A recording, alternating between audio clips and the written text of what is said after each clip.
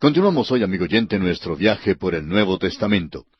Nos corresponde hoy estudiar la parábola de la levadura, al continuar nuestra consideración del capítulo 13 del Evangelio según San Mateo. El versículo 33 de este capítulo 13 dice: Otra parábola les dijo: El reino de los cielos es semejante a la levadura que tomó una mujer y escondió en 3 medidas de harina hasta que todo fue leudado. Esta es la parábola clave de este capítulo. Para clarificación, el Evangelio de Mateo es el libro clave de la Biblia.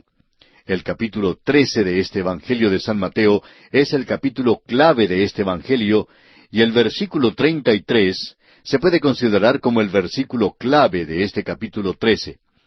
Lo que en realidad tenemos aquí es el versículo clave de la Biblia. Este versículo revela la condición de la cristiandad o de la religión organizada hoy en día. La levadura no es el Evangelio, sino un símbolo de la maldad. La levadura nunca significa algo bueno según el simbolismo bíblico.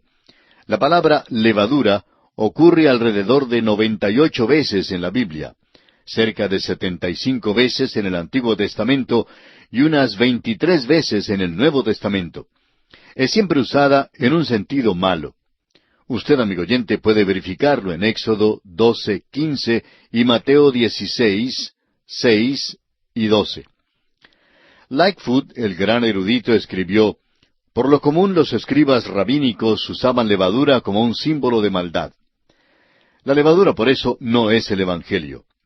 La harina sí es el Evangelio, la que se hace del grano de trigo y es un cuadro de la palabra de Dios. Una mujer viene y esconde la levadura en la harina. Ahora, esperamos que las damas que nos escuchan nos perdonen, pero la verdad es que la palabra mujer, en el sentido doctrinal en las Escrituras, también es siempre usada como un símbolo de maldad.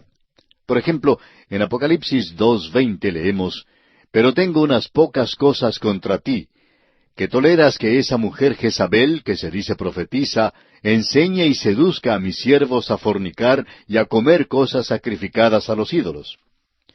Cuando una mujer llega a esa posición, llega a ser un principio de maldad.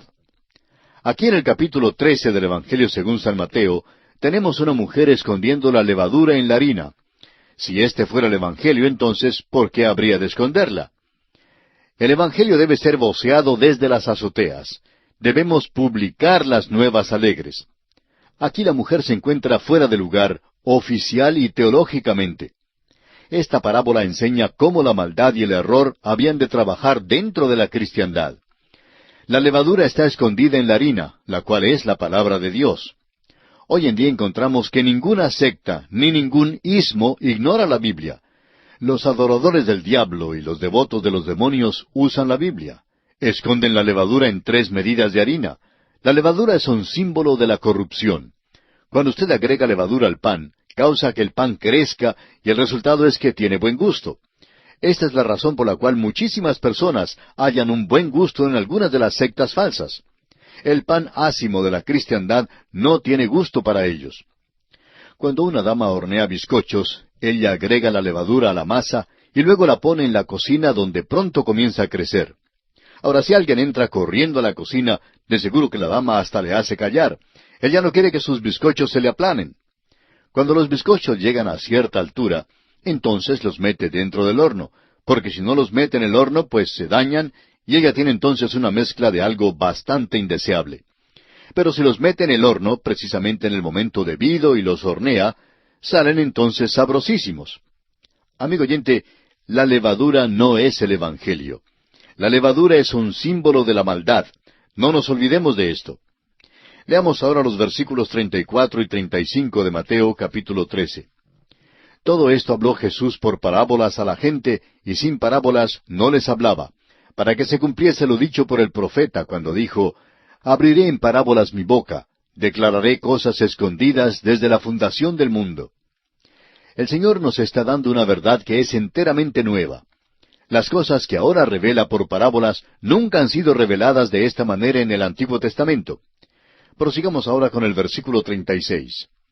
Entonces, despedida la gente, entró Jesús en la casa, y acercándose a él sus discípulos le dijeron: Explícanos la parábola de la cizaña del campo.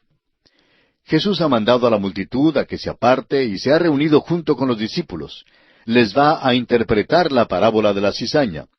Ya la hemos repasado, pero vamos a ver con cuánta exactitud la hemos interpretado. Leamos seguidamente los versículos 37 al 40 de Mateo capítulo 13. Respondiendo él les dijo, El que siembra la buena semilla es el Hijo del Hombre. El campo es el mundo. La buena semilla son los hijos del reino, y la cizaña son los hijos del malo. El enemigo que la sembró es el diablo. La siega es el fin del siglo. Y los segadores son los ángeles.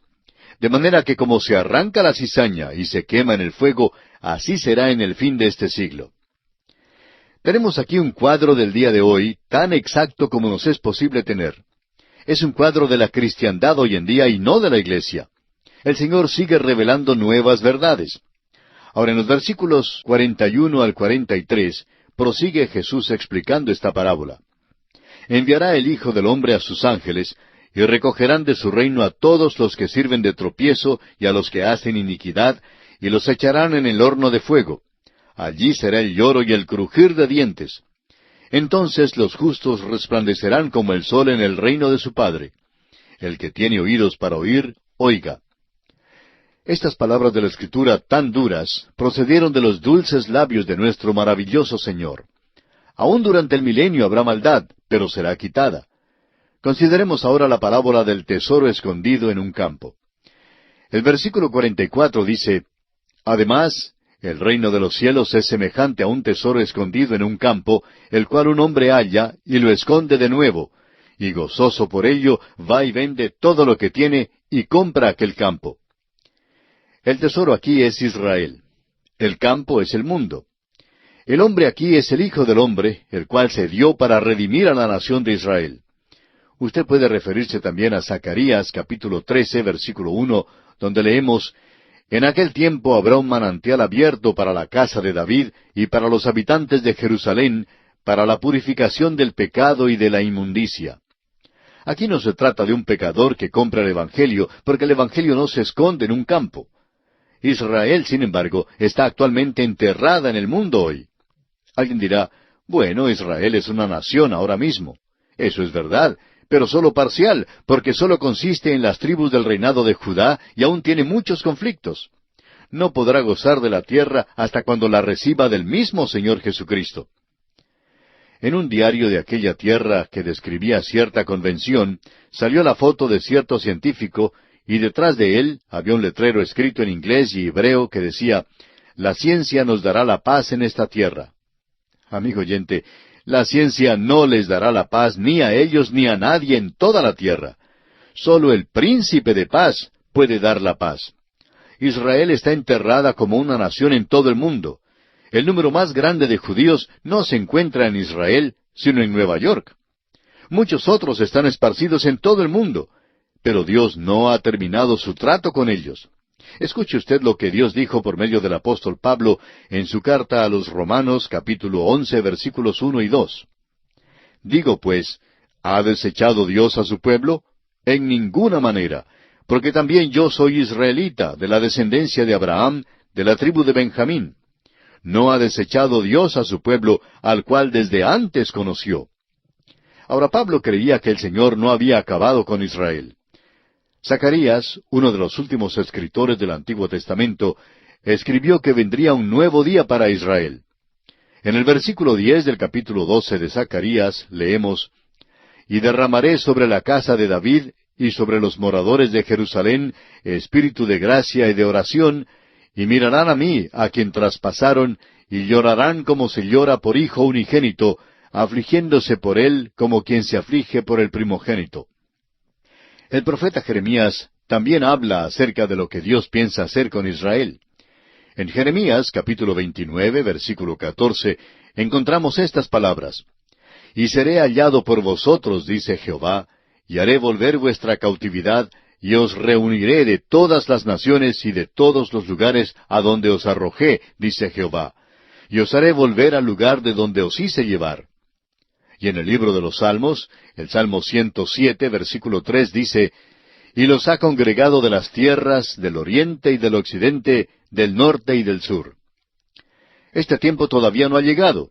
Pero cuando Dios reúna a Israel de toda la tierra, ni aun se olvidará de la Pascua, la fiesta religiosa recordada por un tiempo más largo que cualquiera otra en la historia. Dios no ha concluido su trato con la nación de Israel, y esta parábola lo explica con toda claridad.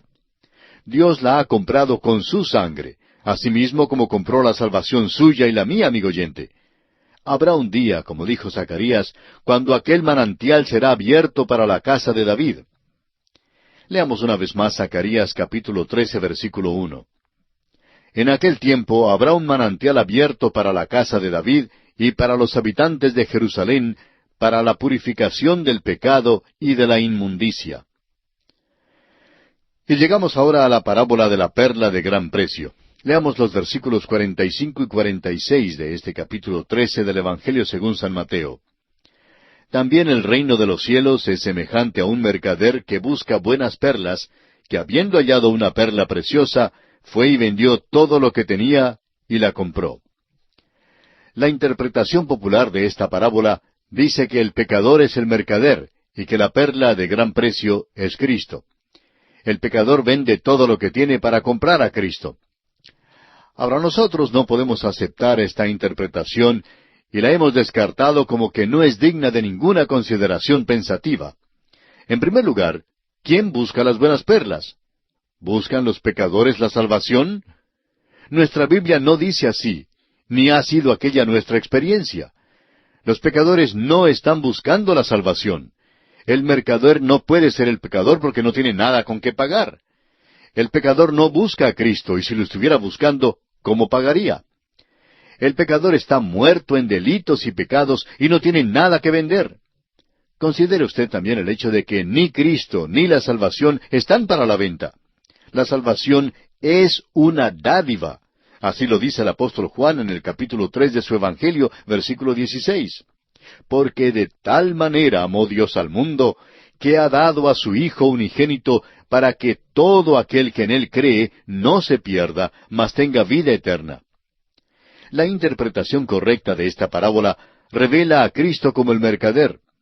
Dejó su hogar celestial en la gloria y vino a esta tierra para hallar una perla de gran precio. Halló a los pecadores perdidos y murió por ellos derramando su sangre preciosa. Vendió todo lo que tenía para comprarnos y para redimirnos para Dios. Pablo dijo esto a los Corintios en su segunda carta, capítulo 8, versículo 9. Porque ya conocéis la gracia de nuestro Señor Jesucristo, que por amor a vosotros se hizo pobre, siendo rico, para que vosotros con su pobreza fueseis enriquecidos. La perla de gran precio es la iglesia.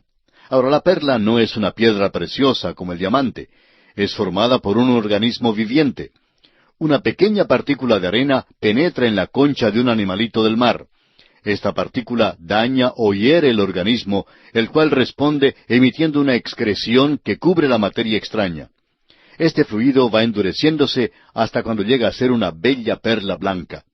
No se forma un rubí ni una esmeralda, sino una perla. Una perla solo tiene valor mientras está intacta, pero en el momento de partirla pierde todo su valor. Entre los israelitas, la perla nunca es considerada como de mucho valor. Hay algunos pasajes bíblicos que nos dan esta impresión, pero uno de los más sobresalientes está en Job, capítulo 28, versículos 12 al 18. Estos versículos ponen poco valor a las perlas y al coral, en cambio ponen muchísimo valor a las piedras preciosas. Cuando Cristo mencionó las buenas perlas, sus apóstoles se preguntaron por qué, porque éstas tenían valor solamente para los gentiles. Los orientales habían dado a las perlas un significado simbólico de inocencia y de pureza, y las consideraban apropiadas sólo para los reyes y potentados. Con esta información en la mente, vamos entonces a considerar una vez más esta parábola. Cristo vino a esta tierra. Él fue el mercader. Vino al hombre en pecado, y llevó Él el pecado del hombre en su propio cuerpo. La materia extraña del pecado se metió en Él. Fue hecho pecado por nosotros. Isaías dice en su libro capítulo 53, versículo 5, Mas Él herido fue por nuestras rebeliones, molido por nuestros pecados. El castigo de nuestra paz fue sobre Él, y por su llaga fuimos nosotros curados. Alguien lo ha expresado así: me metí en el corazón de Cristo por una herida de lanza. La respuesta del Señor Jesús al pecador fue de rodearlo de su manto blanco de justicia e introducirlo en la iglesia. La formación de la perla, la iglesia, es la respuesta del organismo, Cristo, a la materia extraña, el pecado. Cristo nos emblanquece, purifica nuestras impurezas. Así lo declara Pablo en su carta a los Efesios capítulo 2, versículo 10, donde dice, «Porque somos hechura suya, creados en Cristo Jesús para buenas obras, las cuales Dios preparó de antemano para que anduviésemos en ellas». Cristo ve a la iglesia como algún día será presentada a Él sin mancha y sin contaminación. Vendió todo lo que tenía para ganar a la iglesia. Juan, escribiendo su primera epístola en el capítulo 3, versículo 2, dice, «Amados, ahora somos hijos de Dios, y aún no se ha manifestado lo que hemos de ser. Pero sabemos que cuando Él se manifieste, seremos semejantes a Él, porque le veremos tal como Él es». El libro del Apocalipsis nos dice que la Nueva Jerusalén será el hogar de la iglesia. Las puertas que rodean la ciudad serán de perlas. Esto no es ningún accidente, amigo oyente. Cristo es el mercader y pagó todo lo que tuvo para comprar su redención y la mía. Hizo todo esto para hacer de la iglesia un cuerpo presentable a Dios. La iglesia es diferente a cualquier otra joya preciosa. Y ahora veamos la parábola de la red echada en el mar. Leamos los versículos 47 al 50 de este capítulo 13 de Mateo. «Asimismo el reino de los cielos es semejante a una red que echada en el mar recoge de toda clase de peces, y una vez llena, la sacan a la orilla, y sentados recogen lo bueno en cestas, y lo malo echan fuera. Así será al fin del siglo. Saldrán los ángeles y apartarán a los malos de entre los justos, y los echarán en el horno de fuego. Allí será el lloro y el crujir de dientes». En esta parábola, la red es el Evangelio. El mar es el mundo. Hay peces buenos y malos en la red. Es necesario separarlos. Ahora permítanos decir una vez más, amigo oyente, que la red no es la iglesia. Este pasaje bíblico habla del fin del siglo. Una mejor traducción sería el fin de la edad. La Biblia no enseña el fin del siglo, sino el fin del tiempo y el principio de la eternidad. Al fin de esta edad, el Señor vendrá y establecerá su reino, y aclara sin lugar a dudas que será una cosa terrible estar entre los perdidos. Un hombre de ciencia escribió una vez una ponencia científica en la cual presentaba ciertas evidencias científicas sobre algunos temas en diferentes campos. La ciencia no está segura de los efectos que pueda tener una explosión atómica, la guerra bacteriológica, la píldora, ni de muchas otras cosas. Uno de los científicos decía en conclusión, puede que usted no sepa si hay o no un cielo o un infierno, pero tendrá que asegurarse de ir al cielo, porque si se equivoca, se hallará en muchos apuros. Amigo oyente, el Señor nos advierte esto también.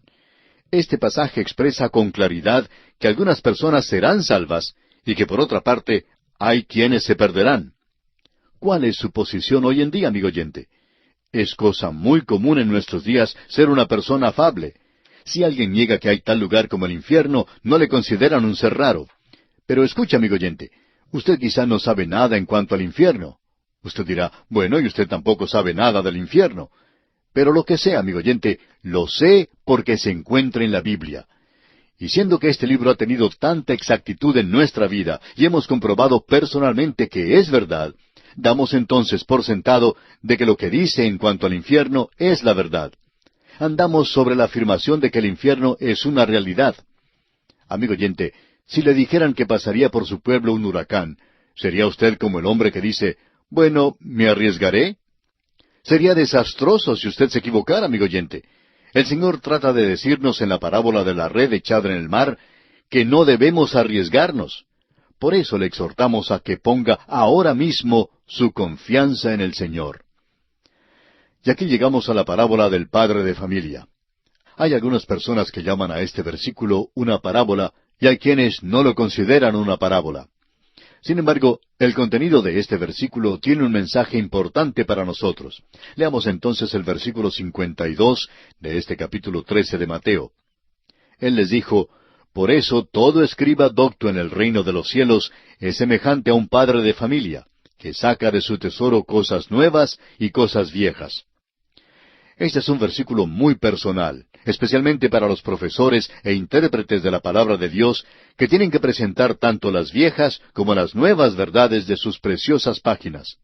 Las antiguas verdades del Antiguo Testamento que han sido atesoradas por mucho tiempo, y también las nuevas verdades, tales como las reveladas en estas parábolas, deben ser enseñadas y compartidas con otros. Este es nuestro trabajo hoy en día. Y aquí nos detenemos por hoy. Concluiremos el estudio del capítulo 13 del Evangelio según San Mateo en nuestro próximo programa y le invitamos a que vuelva a escucharnos. Continuamos hoy, amigo oyente, nuestro viaje por el Nuevo Testamento y seguimos considerando el Evangelio según San Mateo. En nuestro programa de hoy vamos a considerar la última parte del capítulo 13 de este Evangelio de Mateo. Daremos consideración a los versículos 54 al 58, donde Jesús regresa a su propia tierra y es rechazado. Después de enseñar todas estas parábolas a sus discípulos, el Señor Jesús se aparta y se va a Nazaret. Leamos pues los versículos 54 al 58. Y venido a su tierra, les enseñaba en la sinagoga de ellos, de tal manera que se maravillaban y decían, ¿de dónde tiene esta sabiduría y estos milagros? ¿No es este el hijo del carpintero? ¿No se llama su madre María y sus hermanos Jacobo, José, Simón y Judas? ¿No están todas sus hermanas con nosotros? ¿De dónde pues tiene todas estas cosas? Y se escandalizaban de él. Pero Jesús les dijo, no hay profeta sin honra sino en su propia tierra y en su casa. Y no hizo allí muchos milagros a causa de la incredulidad de ellos. Al parecer, amigo oyente, la visita de Jesús a Nazaret fue para mostrar cuán grande era la extensión de la oposición. Él era un gran maestro, hizo milagros, pero en Nazaret era conocido simplemente como el hijo del carpintero. Muchos hombres dicen lo mismo hoy en día, pero Jesús todavía hace la pregunta, ¿quién dicen los hombres que es el Hijo del Hombre? Aún sus propios medio hermanos y hermanas no lo comprendieron y quedaron ofendidos a causa de él. Y así también son muchas las personas que hoy en día se ofenden por causa de él. El Señor no hizo muchos milagros en Nazaret. La incredulidad limitó el poder de Dios mientras que Él estuvo allí. Amigo oyente, este también es nuestro problema el día de hoy. No tenemos la fe para creer que Dios puede salvar a los hombres y mujeres. Dios está hoy limitado en nuestro pueblo, en nuestra iglesia, en nuestra familia y aún en nuestra propia vida por causa de la incredulidad. Jesús fue rechazado definitiva y finalmente por su propio pueblo. ¿Qué en cuanto a usted, amigo oyente? ¿Le aceptará usted o le rechazará? Y así concluimos nuestro estudio del capítulo 13 del Evangelio según San Mateo. Y entramos ahora al capítulo 14. El tema de este capítulo comprende la decapitación del precursor Juan el Bautista. También se aparta Jesús, pero le sigue la multitud. Da de comer a los 5,000 y envía a los discípulos al mar a una tempestad. Y luego Jesús anda sobre el mar. Este es el tema de este capítulo 14 de San Mateo. El movimiento evidente en Mateo continúa con el rechazo de Jesús como rey y su conflicto con los príncipes religiosos. Este capítulo revela que los eventos están avanzando hacia una crisis. Juan el Bautista es muerto bajo el pretexto de que Herodes tiene que guardar su juramento. Este es un acto hostil de antagonismo hacia la luz y la justicia que culminará por fin cuando sean puestas las manos malas sobre Jesús. Jesús se apartó para no precipitar la acción malvada de Herodes, porque la hora de Jesús todavía no había llegado. El dar de comer a los 5,000 es sin duda el milagro más importante que Jesús hizo, si es que lo juzgamos por la atención que le prestan los autores de los Evangelios. Es el único milagro relatado por los 4 escritores de los Evangelios. Mateo hace una omisión singular a la conclusión de este milagro. Mientras anota la urgencia con que Jesús despidió a la multitud y la prisa con que envió a los discípulos al mar en la barca, no ofrece ninguna explicación. Juan, en cambio, nos da la razón. El Evangelio según San Juan, capítulo 6, versículo 15, nos dice, «Pero entendiendo Jesús que iban a venir para apoderarse de él y hacerle rey, volvió a retirarse al monte él solo». En vista del hecho de que Mateo presenta aquel aspecto del ministerio de Jesús que tiene que ver con su majestad, puede parecer extraño al principio que ignorara este esfuerzo de hacer a Jesús rey. Él es rey por derecho y por título. No llegará a ser rey por ningún sistema democrático. No es elegido rey según la voluntad de los hombres. Él es rey por la voluntad de Dios. Llegará a ser rey al cabo imponiendo su autoridad real. Usted puede confirmarlo leyendo los versículos 8 y 9 del Salmo 2. La persona y el ministerio de Jesús no pueden escapar la observación de Herodes desde su trono. Todos los Herodes fueron pícaros y del matiz más obscuro. Este Herodes no fue ninguna excepción, según lo veremos en este incidente. Leamos los primeros 2 versículos del capítulo 14 de Mateo. En aquel tiempo, Herodes el tetrarca oyó la fama de Jesús y dijo a sus criados, «Este es Juan el Bautista, ha resucitado de los muertos y por eso actúan en él estos poderes». Alguien puede leer estos versículos y pensar que parecen ser supersticiosos. Y amigo oyente, es superstición, pero no es la superstición de la Biblia, ni de Jesús, ni de los apóstoles, ni del cristianismo. Esta es la superstición de Herodes, y también la de los hombres y las mujeres ignorantes del día de hoy. Muchas personas hoy en día ordenan sus vidas por un horóscopo, y la misma cosa existía también durante los días de Herodes. Ningún cristiano sincero puede o debe creer en el horóscopo. Los primeros versículos de este capítulo dan una escena retrospectiva de lo que ya había ocurrido. Cuando Herodes oyó las noticias acerca de la prédica de Jesús, enseguida se llenó de temor y superstición. Herodes había dado muerte a Juan el Bautista y asoció a Juan con el Señor Jesús. Herodes creía que Juan había resucitado de los muertos, y su temor cambió en un frenesí porque había querido eliminar a Juan para siempre. Herodes era un hombre ebrio, degenerado, vil, débil y también asesino. Ya había dado muerte a Juan, el precursor de Cristo, y estaba dispuesto también a matar al Señor Jesús. Los siguientes versículos son parte de la escena retrospectiva que describe las circunstancias que rodearon la muerte de Juan el Bautista. Leamos los versículos 3 hasta el 12 de Mateo, capítulo 14. Porque Herodes había prendido a Juan, y le había encadenado y metido en la cárcel por causa de Herodías, mujer de Felipe su hermano, porque Juan le decía, «No te es lícito tenerla». Y Herodes quería matarle, pero temía al pueblo, porque tenían a Juan por profeta. Pero cuando se celebraba el cumpleaños de Herodes, la hija de Herodías danzó en medio, y agradó a Herodes, por lo cual éste le prometió con juramento darle todo lo que pidiese. Ella, instruida primero por su madre, dijo, «Dame aquí en un plato la cabeza de Juan el Bautista». Entonces el rey se entristeció, pero a causa del juramento y de los que estaban con él a la mesa, mandó que se la diesen y ordenó decapitar a Juan en la cárcel. Y fue traída su cabeza en un plato y dada a la muchacha, y ella la presentó a su madre. Entonces llegaron sus discípulos y tomaron el cuerpo y lo enterraron, y fueron y dieron las nuevas a Jesús. Herodes, una criatura lasciva y sensual, vivía con Herodías, la esposa de su hermano. Juan el Bautista condenaba a Herodes por esto, y Herodías lo odiaba a causa de esta condenación.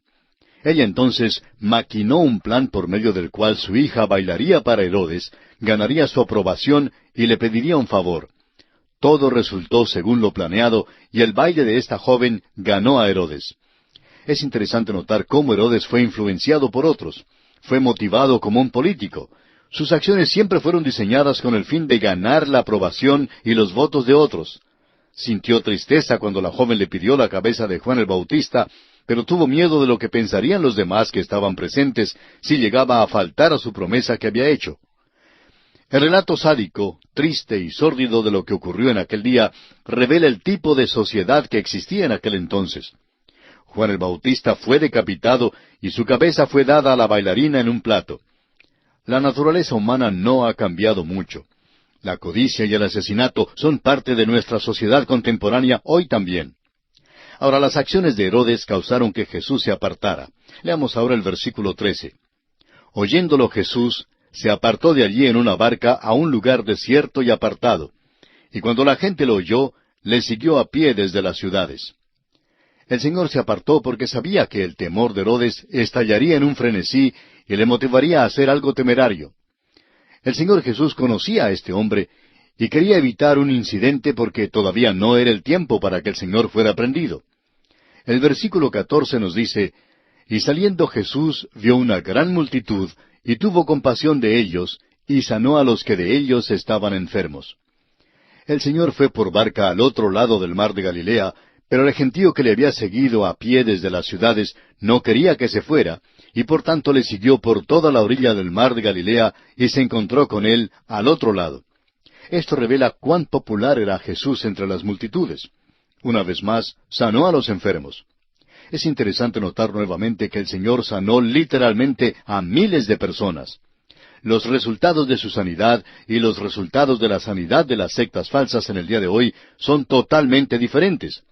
Es una blasfemia comparar lo que Él hizo con las llamadas sanidades que supuestamente ocurren en el día de hoy.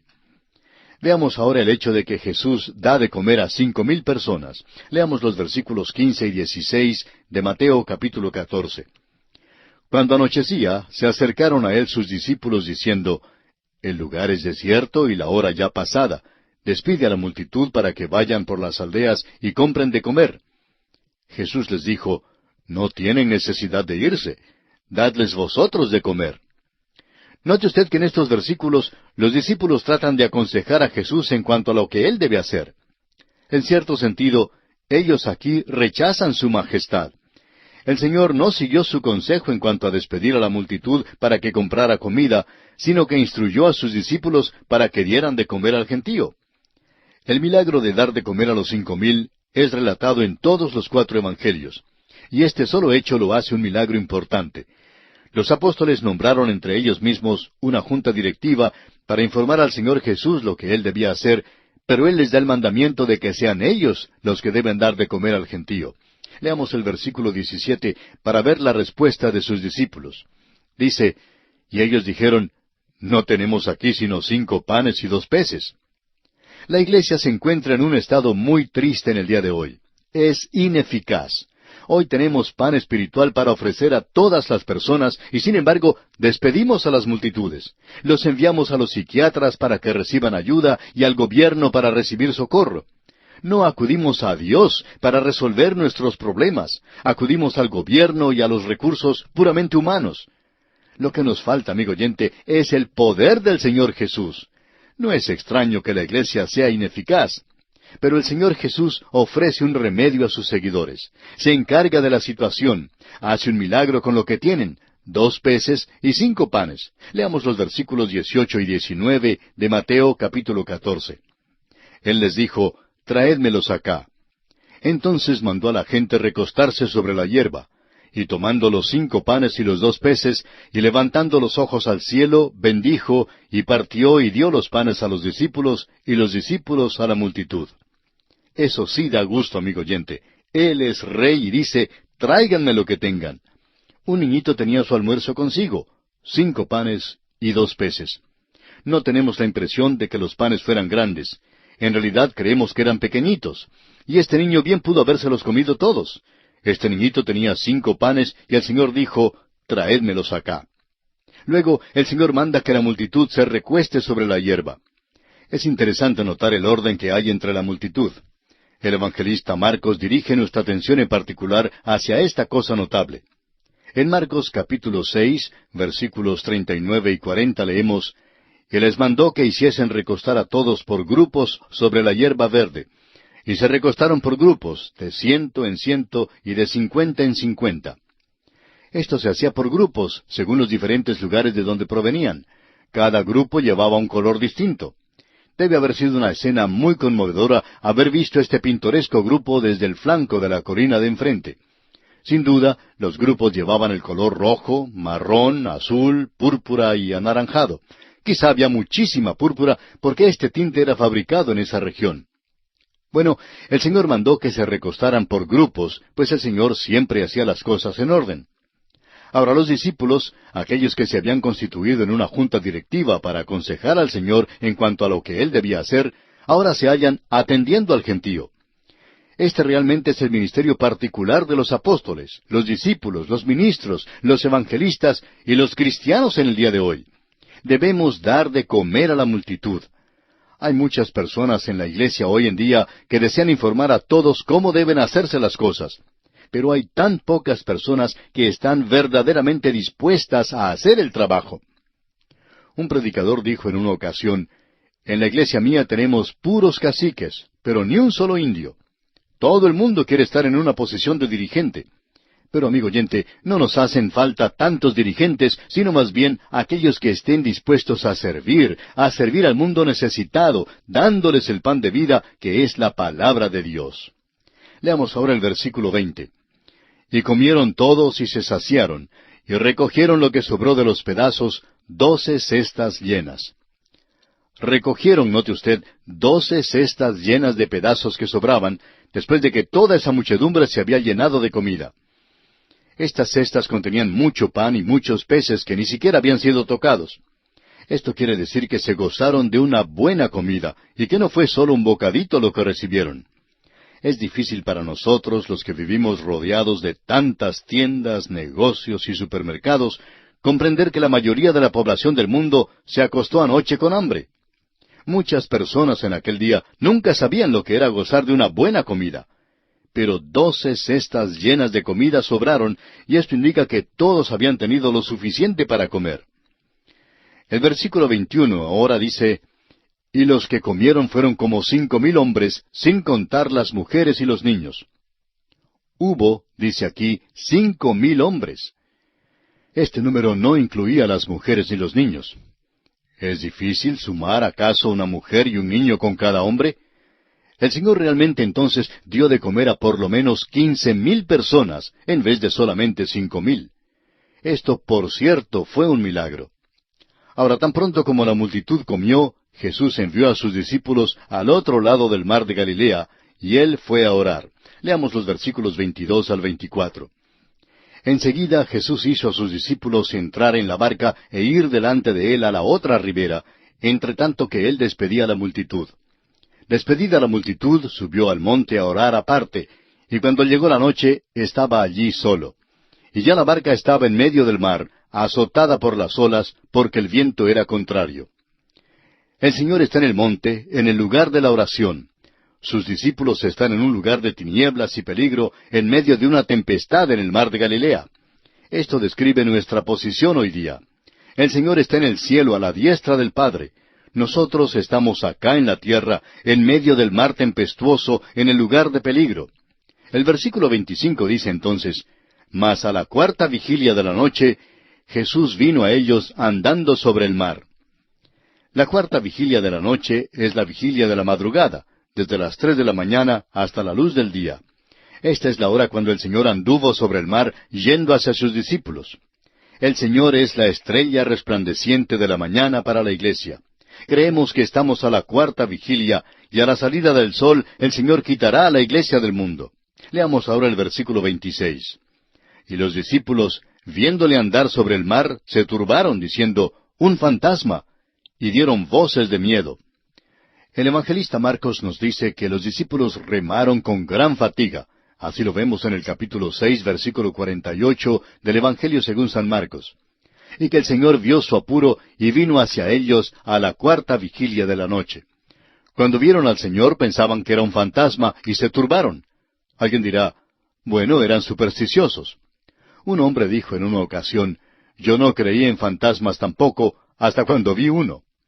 Esta es la disposición de los discípulos. No habían visto un fantasma antes, pero pensaban que ahora lo estaban viendo. Sigamos adelante ahora con el versículo 27 de este capítulo 14 de Mateo. Pero enseguida Jesús les habló diciendo, «Tened ánimo, yo soy, no temáis». No creían que Él caminara sobre el agua. Recuerde usted que estaba en medio del mar, en medio de una tempestad. Veamos ahora el versículo 28. Entonces le respondió Pedro y dijo, «Señor, si eres tú, manda que yo vaya a ti sobre las aguas». Pedro no debe ser condenado por su presunción, sino por su fe. Más bien debemos admirar a este hombre. Juan Wesley dijo, «Esperen grandes cosas de Dios». Y Pedro esperaba grandes cosas de Dios, pero tememos que muchos de nosotros nos quedamos satisfechos con las cosas pequeñas. Ahora el versículo 29 dice, «Y él dijo, ven». Y descendiendo Pedro de la barca, andaba sobre las aguas para ir a Jesús. Hay muchos que dicen que Pedro falló y que no caminó en el mar, pero nuestra Biblia no dice así. Nuestra Biblia dice que Pedro anduvo sobre el mar para ir hacia Jesús. Eso no es una falla. Lea usted con cuidado el versículo. Pedro pidió una cosa tremenda de Dios. No es extraño que Dios lo usó en una manera maravillosa durante los días que siguieron. No es extraño que fuera escogido para predicar el sermón en el día de Pentecostés. Y ahora leamos el versículo 30. Pero al ver el fuerte viento tuvo miedo, y comenzando a hundirse dio voces diciendo, Señor, sálvame. Pedro apartó su mirada del Señor mientras andaba sobre el mar. Cuando empezó a hundirse, articuló la oración más breve en toda la Biblia, Señor, sálvame. No había tiempo para orar una oración larga, pues si orara algo así, habría de estar unos cuantos metros bajo el agua antes de recibir socorro. Habló en serio, y así es como nosotros debemos orar. Ahora note usted el versículo 31. Al momento Jesús, extendiendo la mano, asió de él y le dijo, Hombre de poca fe, ¿por qué dudaste? El problema de Pedro fue el apartar su mirada del Señor y mirar las olas agitadas. Estamos en un mundo donde vemos las olas agitadas y necesitamos tener nuestros ojos fijos en Cristo. Los discípulos se encontraban en el lugar de peligro. El hecho es que Él no dijo que pasaríamos sin ver la tempestad, ni dijo tampoco que pasaríamos sin ver el puerto. Él lleva a los suyos en medio de la tempestad. Los versículos 32 y 33 de este capítulo 14 de Mateo dicen, Y cuando ellos subieron en la barca, se calmó el viento. Entonces los que estaban en la barca vinieron y le adoraron, diciendo, Verdaderamente eres Hijo de Dios. Y aquí nos detenemos por esta ocasión. Continuamos hoy, amigo oyente, nuestro recorrido por el capítulo 14 del Evangelio según San Mateo. En nuestro programa anterior concluimos con la lectura de los versículos 32 y 33, pero no tuvimos tiempo para comentarlos. Así es que vamos a leer estos versículos otra vez hoy, versículos 32 y 33 de Mateo 14. Y cuando ellos subieron en la barca, se calmó el viento. Entonces los que estaban en la barca vinieron y le adoraron, diciendo, Verdaderamente eres Hijo de Dios. Cuando Jesús subió a bordo, la tempestad se disipó. Aunque el Señor Jesús es rechazado por las autoridades, los suyos le adoran. Y escuche usted su confesión. Verdaderamente eres Hijo de Dios. El Señor hizo este milagro para que los discípulos fueran traídos al lugar de la fe. Pedro debió haber estado bien animado cuando empezó a caminar sobre el agua, pero luego apartó su mirada de Jesús. No queremos criticar a Pedro porque este también ha sido nuestro problema, y quizá haya sido también el suyo, el de apartar la mirada del Señor. Esta es la tragedia de la hora presente. Pero estas cosas fueron hechas para que los discípulos pudieran adorarlo y saber a ciencia cierta que era el Hijo de Dios. Ahora los versículos 34 al 36 dicen, Y terminada la travesía, vinieron a tierra de Genezaret. Cuando le conocieron los hombres de aquel lugar, enviaron noticia por toda aquella tierra alrededor, y trajeron a él todos los enfermos, y le rogaban que les dejase tocar solamente el borde de su manto, y todos los que lo tocaron quedaron sanos. Permítame dirigir su atención, amigo oyente, a las multitudes que fueron sanadas en aquel día. Tenemos un relato detallado de solo unas pocas sanidades, pero fueron miles los que fueron sanados en aquella ocasión. Después de la tempestad, Él seguía ministrando a las necesidades de las personas, y Él fue muy popular entre aquellas multitudes. Y así concluye el capítulo 14 del Evangelio según San Mateo.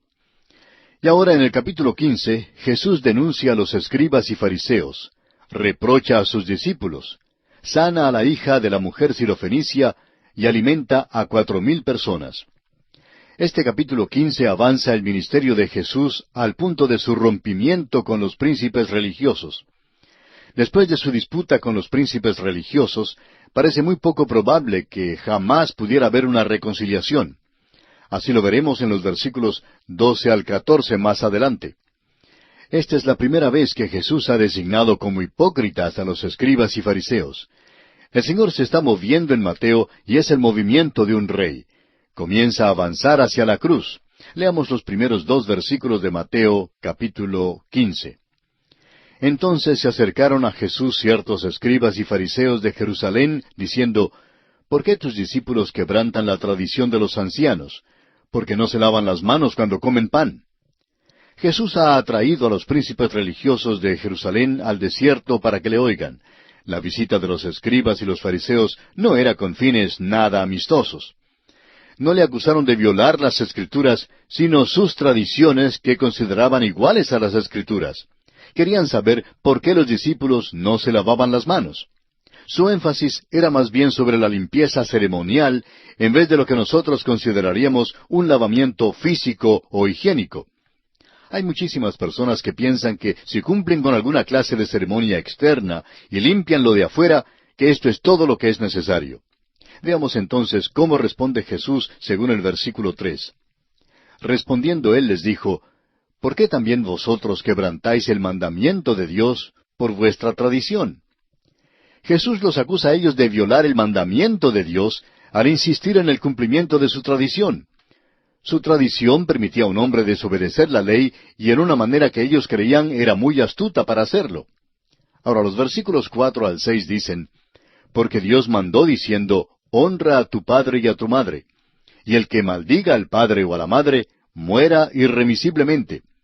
Pero vosotros decís, cualquiera que diga a su padre o a su madre, es mi ofrenda a Dios todo aquello con que pudiera ayudarte, ya no ha de honrar a su padre o a su madre.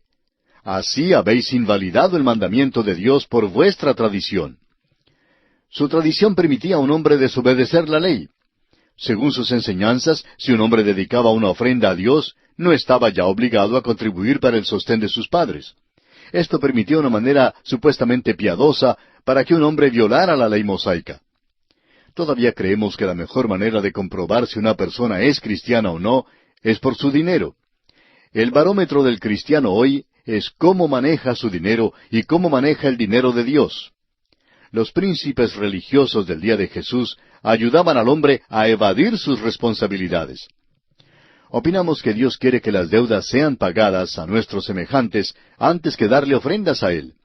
Dios quiere que cuidemos de cumplir nuestras responsabilidades personales. Quiere que se sostenga a la familia antes que darle a Él. Un hombre que tenía una idea insensata vino un día de pago y quería dar a su pastor la mitad de su salario, entre tanto que su familia sufría de hambre. Cuando su pastor se enteró de esto, conversó con él en cuanto a este punto, y al principio el hombre se mostró ofendido. Por fin vio que estaba descuidando su propia familia, lo cual es cosa trágica. Es asombroso ver cómo tantas personas tratan de evadir una responsabilidad de una manera que consideran piadosa.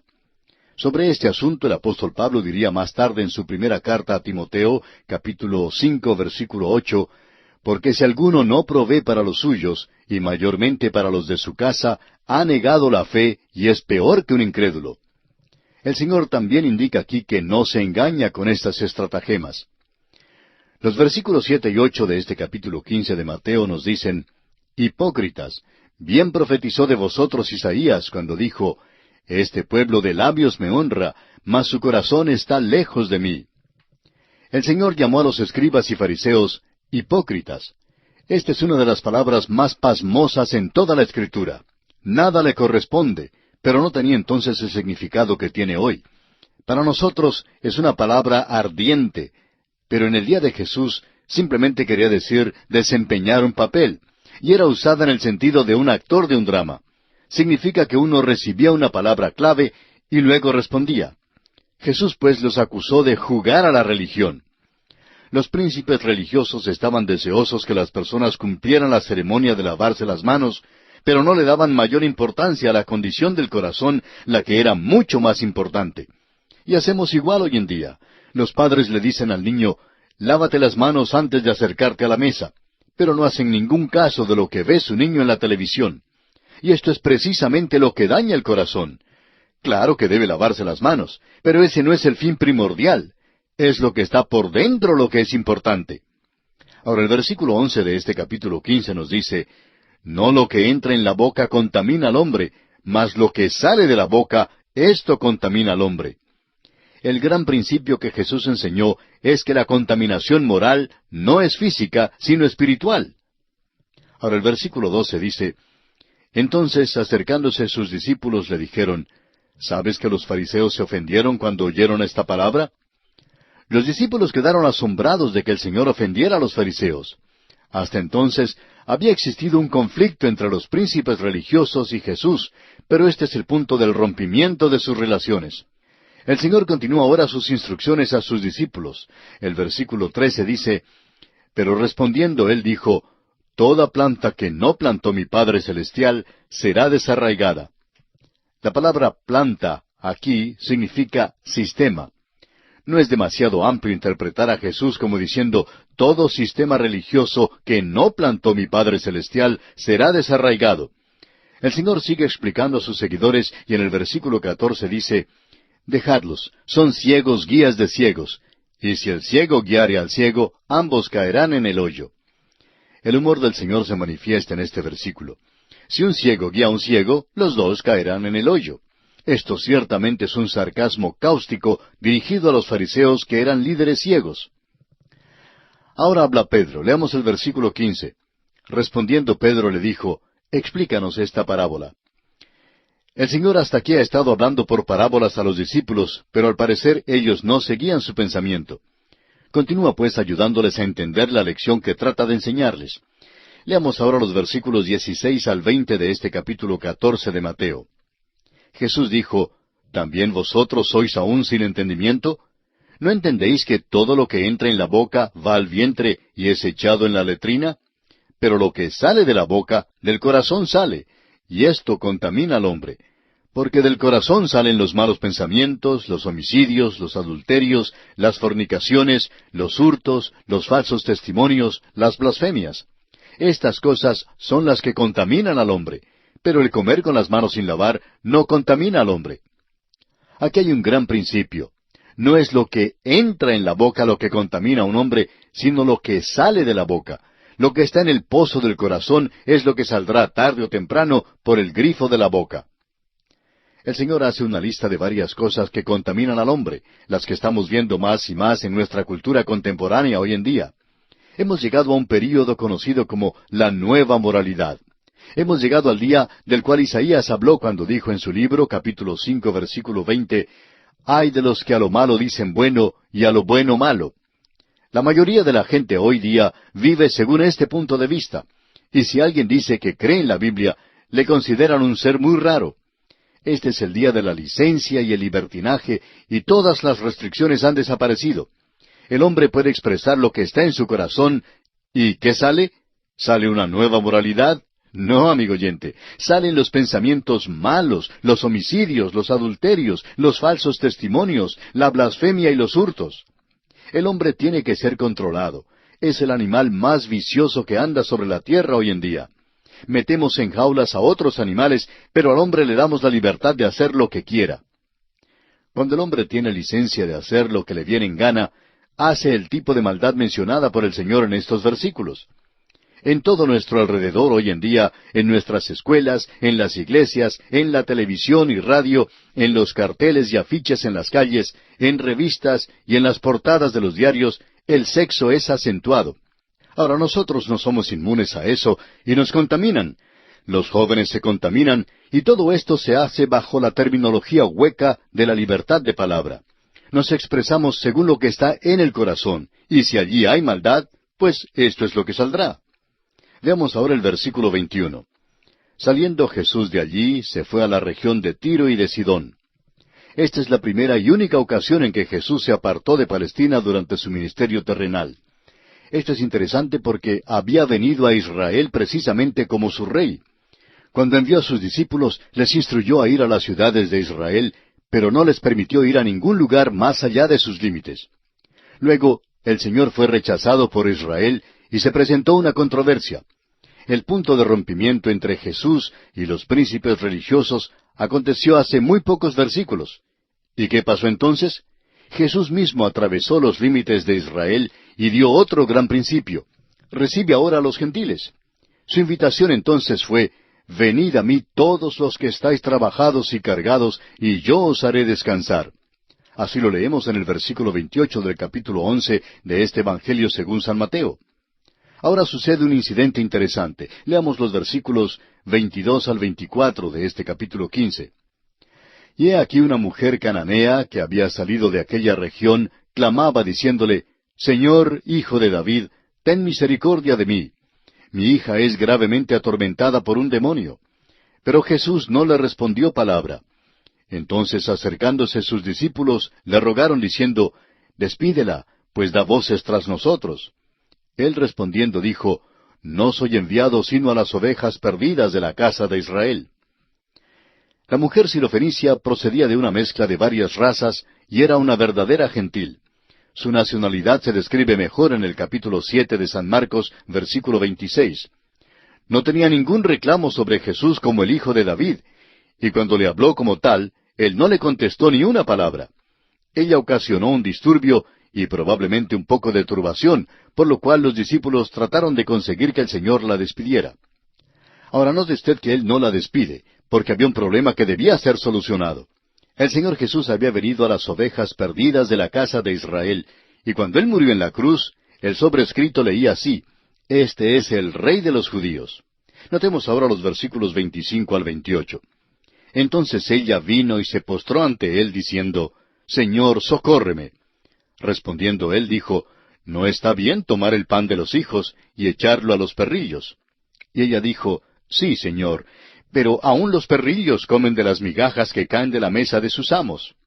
Entonces respondiendo Jesús dijo, Oh mujer, grande es tu fe, hágase contigo como quieres. Y su hija fue sanada desde aquella hora. La próxima vez que la mujer se acercó a Jesús, le adoró y lo llamó Señor. Ya no hizo ningún reclamo más sobre él como el hijo de David. Le pidió su socorro, su ayuda, y la recibió. Pidió unas pocas migajas de la mesa, y el Señor llamó su fe grande. Sanó a su hija. El incidente de sanar a la hija de la sirofenicia es sobrecogedor en esta ocasión. Su manera de tratarla parece ser brusca y cruel. Siendo gentil, ella no tenía ningún reclamo sobre él como el hijo de David. Cuando primero lo llamó Señor, él contestó con mucha brusquedad. Pero ella insistió y exhibió una gran fe que produjo la mayor alabanza de los labios de Jesús. Los gentiles ahora pueden allegarse a Él cuando aceptan su invitación de Mateo 11, 28 y 29. Ahora los versículos 29 al 31 nos dicen, Pasó Jesús de allí y vino junto al mar de Galilea, y subiendo al monte se sentó allí. Y se le acercó mucha gente que traía consigo a cojos, ciegos, mudos, mancos y otros muchos enfermos, y los pusieron a los pies de Jesús, y los sanó. De manera que la multitud se maravillaba, viendo a los mudos hablar, a los mancos sanados, a los cojos andar, y a los ciegos ver, y glorificaban al Dios de Israel. Nuevamente dirijamos la atención a las multitudes que fueron sanadas. Jesús sanó más que solo unos pocos casos aislados. Es difícil para nosotros comprender lo extenso que fue su ministerio. Veremos el relato de solo unos pocos milagros que él hizo. El número total seguramente causó mucha impresión en todo Israel. A la luz de todo lo que ya se conocía entre todo el pueblo de Israel, ¿no es irónico que los fariseos y saduceos pidieran señal del cielo? ¿Qué más necesitaban? Es poco extraño que Jesús rehusó contestar su petición. Consideremos ahora el milagro de la alimentación de los 4,000. Este milagro casi parece ser una duplicación del milagro de la alimentación de los 5,000. Leamos los versículos 32 y 33 de este capítulo 15 de Mateo. Y Jesús, llamando a sus discípulos, dijo, Tengo compasión de la gente, porque ya hace 3 días que están conmigo y no tienen qué comer. Y enviarlos en ayunas no quiero, no sea que desmayen en el camino. Entonces sus discípulos le dijeron, ¿De dónde tenemos nosotros tantos panes en el desierto para saciar a una multitud tan grande? Vemos 2 cosas familiares en este pasaje. En primer lugar, vemos nuevamente la compasión del Señor para con esa multitud. Y vemos también que los discípulos todavía no han aprendido la lección que el Señor Jesús quiere enseñarles. Este milagro parece ser, como dijimos ya, una duplicación del milagro de alimentar a los 5,000. Ahora parece extraño que Mateo incluya este relato porque no parece añadir ningún otro adelanto a los reclamos mesiánicos del Señor Jesús. Ahora el rechazo de su reclamo de ser el Mesías y su actitud previa a este milagro indican cuán lentos eran los discípulos para aprender las lecciones de la fe. El dar de comer a los 5,000 probablemente se había realizado solo unos muy pocos días antes, pero todavía surgían las mismas objeciones debido a su incredulidad. Leamos los versículos 34 al 38 de Mateo capítulo 15. Jesús les dijo, ¿Cuántos panes tenéis? Y ellos dijeron, 7 y unos pocos pececillos. Y mandó a la multitud que se recostase en tierra. Y tomando los 7 panes y los peces, dio gracias, los partió y dio a sus discípulos, y los discípulos a la multitud. Y comieron todos y se saciaron, y recogieron lo que sobró de los pedazos, 7 canastas llenas. Y eran los que habían comido 4,000 hombres, sin contar las mujeres y los niños. Jesús de nuevo dio de comer a la multitud, y reveló así que sus discípulos aún no habían aprendido la lección de fe. Su renuencia a creer constituía una forma de rechazo. La incredulidad, amigo oyente, siempre es pecado. Después que Dios oye nuestra oración y provee lo necesario para alguna emergencia en nuestras vidas, ¿estamos preparados a creerle completamente cuando se presente otra situación similar? Jesucristo puede ser creído. Debemos creerlo y sin titubeo o duda alguna. El método que Jesús empleó aquí es similar al milagro previo de dar de comer a los 5,000. Note usted que el número de hombres que recibieron esta alimentación fue 4,000. Ahora sumen una mujer y un niño con cada hombre, y el número llega por lo menos a 12,000. Este número está más cerca al número de personas en total que en realidad recibieron la cena en aquella ocasión. Ahora el versículo 39 y final de este capítulo 15 del Evangelio según San Mateo nos dice: Entonces, despedida la gente, entró en la barca y vino a la región de Magdala. Esta región era parte del territorio que abarcó el ministerio del Señor en Galilea. Magdala era una ciudad que estaba en el mar de Galilea, aunque hoy en día solo quedan sus ruinas. Este capítulo revela que los discípulos del Señor no iban al mismo paso que Él. Eran lentos para creer y comprender. Esto constituyó un estorbo para Jesús. Había llegado al punto del rompimiento con los príncipes religiosos y además tenía ahora un verdadero problema con sus discípulos. Simplemente marcó el paso hasta que ellos salieran de su retraso. Hoy en día, Él es muy paciente con nosotros también, esperando que salgamos de nuestro atraso, de nuestro letargo. Amigo oyente, tememos que muchos de nosotros estamos muy atrasados en nuestra fe y comprensión. El Señor nos ayude a creer de corazón a Jesús. Y en esta forma concluimos nuestro estudio del capítulo 15 del Evangelio según San Mateo.